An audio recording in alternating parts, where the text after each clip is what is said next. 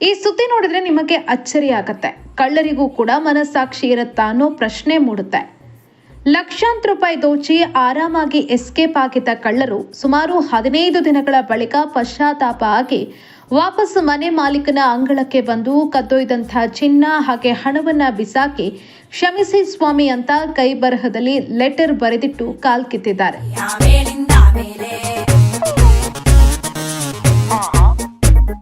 ಹೌದು, ಇಂಥದ್ದೊಂದು ವಿಚಿತ್ರ ನೈಜ ಘಟನೆ ನಡೆದಿರೋದು ಆಂಧ್ರ ಪ್ರದೇಶದ ಕಾಕಿನಾಡ ಜಿಲ್ಲೆಯ ಕರಪ ಮಂಡಲದ ರಾಮಕಂಚಿರಾಜು ನಗರದಲ್ಲಿ ಜುಲೈ 18ರಂದು ನಾಮಾಲ ಗಣೇಶ್ ಅನ್ನೋರ ಮನೆಯಲ್ಲೊಂದು ಕಳ್ಳತನ ಆಗುತ್ತೆ.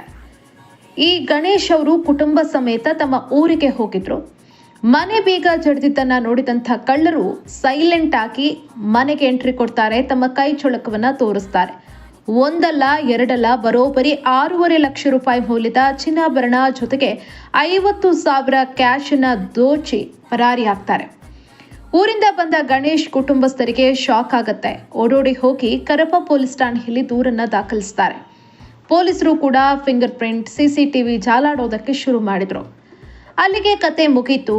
ಕದ್ದಂಥ ವಸ್ತುಗಳು ಕದಿಮರ ಪಾಲಾಯ್ತು ಅಂತ ಮನೆ ಮಂದಿ ಅಂದ್ಕೊಂಡಿದ್ರು. ಆದರೆ ಆಗಸ್ಟ್ 2ರ ಬೆಳಗಿನ ಜಾವ ಒಂದು ಪವಾಡವೇ ನಡೆದು ಹೋಯಿತು.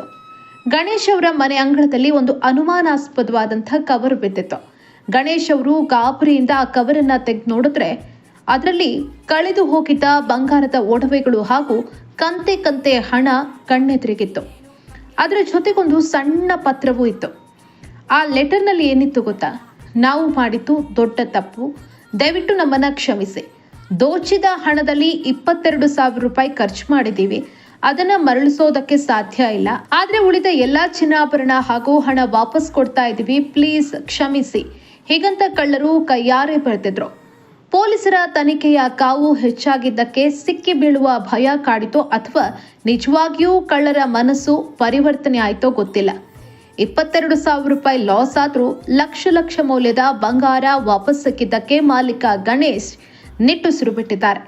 ಕದ್ದು ಎಸ್ಕೇಪ್ ಆಗಿ ಆಮೇಲೆ ಗಿಲ್ಟ್ ಹೊಡೆದು ವಾಪಸ್ ತಂದಿಟ್ಟ ಈ ಕದೀಮರ ರಿಯಲ್ ಡ್ರಾಮಾ ಈಗ ಆಂಧ್ರದಲ್ಲಿ ಸಖತ್ತು ವೈರಲ್ ಆಗ್ತಾ ಇದೆ.